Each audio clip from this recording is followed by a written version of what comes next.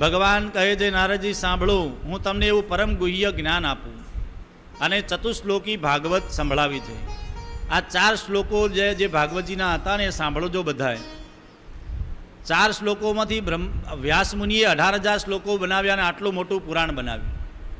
આપણે 18,000 શ્લોકની કથા સાંભળી નથી શકવાના અને કથા કરી શકવાના નથી, પણ આ 4 શ્લોક સાંભળીએ ને તો પણ પૂરા ભાગવતજીનું ફળ મળશે. હું ભગવાન કહે છે, અહમ એવાસમેવાગ્રે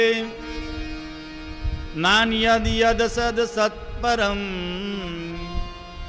પશ્ચાદહમ યદે તચ્ચ યો વશિષ્યેત સોસ્મ્યહમ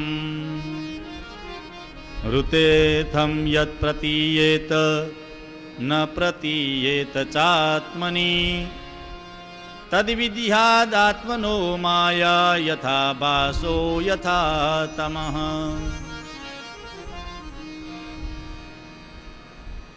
ઋતેર્થમ યદ પ્રતીયેત ન પ્રતીયેત ચાત્મની તદ્વિદ્યાદાત્મનો માયા યથા ભાસો યથા તમઃ.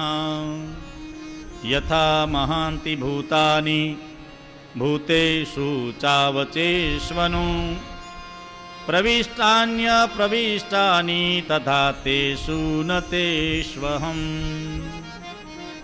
એતાવદેવ જિજ્ઞાસ્યં તત્વજિજ્ઞાસુનાત્મનઃ અન્વય વ્યતિરેકાભ્યામ યત સ્યાત્ સર્વત્ર સર્વદા.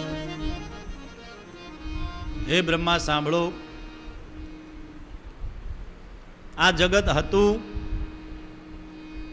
ત્યારે હું છું, આ જગત નહોતું ત્યારે પણ હું હતો, અને આ જગત નહીં હોય ત્યારે પણ હું હોઈશ.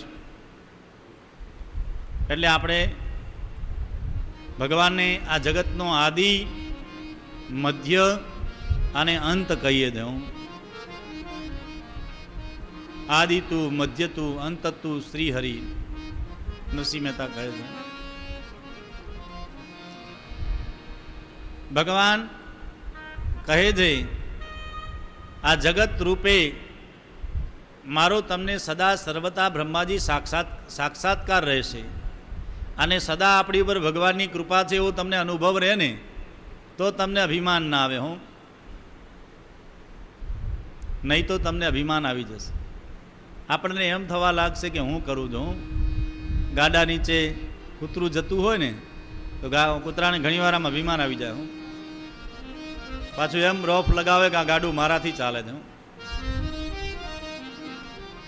ભગવાનની કૃપાનો અનુભવ રહે તો આપણને ક્યારે અભિમાન આવતું